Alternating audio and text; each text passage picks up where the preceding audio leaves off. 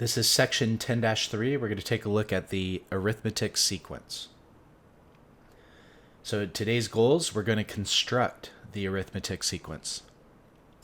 So in this lesson, we're just focusing on that type of sequence. This is the definition of the arithmetic sequence. Here is the generic formula of what the arithmetic sequence looks like. This is what we need to remember. This is what we need to memorize. Now this A here is the first term, and this D here is the common difference. The goal of the sequence, once we identify it, once I look at the sequence and I say, oh, that's an arithmetic sequence, well, how do I create the formula? The goal is to find the first term and the common difference. And then we just plug it in to create the formula. So if my formula is a sub n equaling my first one, now sometimes we like to write a sub 1 as our first term. You don't have to, but in this instance, a sub 1 plus n minus 1 times the common difference. So I need to find these two pieces, and then I can find the explicit formula. So my first term is right here. It's the first value. Easy. Now I need to find what the common difference is. So it looks like minus 3. It looks like it's going down negative 3 every single time. Now, please note, in this lesson, yes, they are all going to just be arithmetic sequences, but I'm letting you guys know you're going to have to figure that out first. Okay, so it's not like I'm not going to say in the question, for the arithmetic sequence, find the nth term or find the formula, right? I won't say that. It's just going to say find the formula, and then you're going to have to determine which one do I use, because the next lesson we're going to do geometric sequence. All right, so here's my a sub 1. My common difference is negative 3. So then it's going to be a sub n equals 35 plus n minus 1 times negative 3. That's it. Now we can kind of check it. Let's just verify it real quick.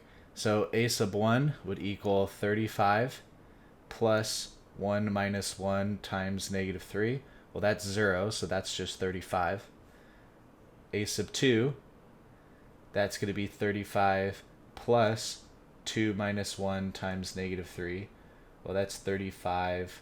That's 1. 1 times negative 3 is negative 3, so you get 32. Well, look at that. That's the second term. So it looks like it's going to work. Next one, same idea. Find the explicit formula. So my first term is negative 3. The common difference, it looks like it's going down by 20 every single time. So that's my common difference D. So it's going to be a sub n equals negative 3 plus n minus 1 times negative 20. Now I know you guys are sitting here thinking to yourself, wow, this is probably the easiest math lesson that I've ever done. It's true. It's pretty easy. But what's going to happen is you're going to forget the formula. Please memorize the formula. I put it in gold. That means flashcard it, meaning you need to have this memorized. If you have the formula memorized, easy peasy. If you don't have that formula memorized, uh-oh. All right, let's practice one. I'll pause here. Alrighty, now going over it. There's my first term. I need to figure out what is it spacing by. It looks like it's negative 30 every single time. That's my common difference D. So then I can say a sub n equals negative 34 plus n minus 1 times negative 30. And this next one, I'm going to pause again. Okay, now going over this one. Again, first term is 9. It looks like every value I'm adding 5. So that's my common difference D. So this is going to be a sub n equals 9 plus n minus 1 times my common difference D.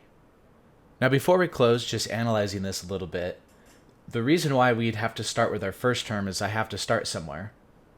If I started with n equals 1, and this just said n right here, Well, what's going to end up happening is it's going to automatically do 1 times whatever my common difference is.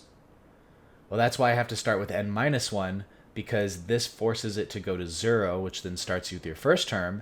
And then so any n you plug afterwards, you're just adding another multiple of 5 to it.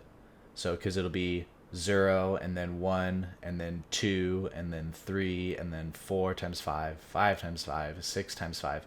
And what we're doing is we're just adding 5 every single time. So, what did we learn today? We talked about the arithmetic sequence specifically and how to construct the arithmetic formula. Now, there is a couple other complicated things that we can do with this, and we're going to focus on that in a little bit in a future lesson.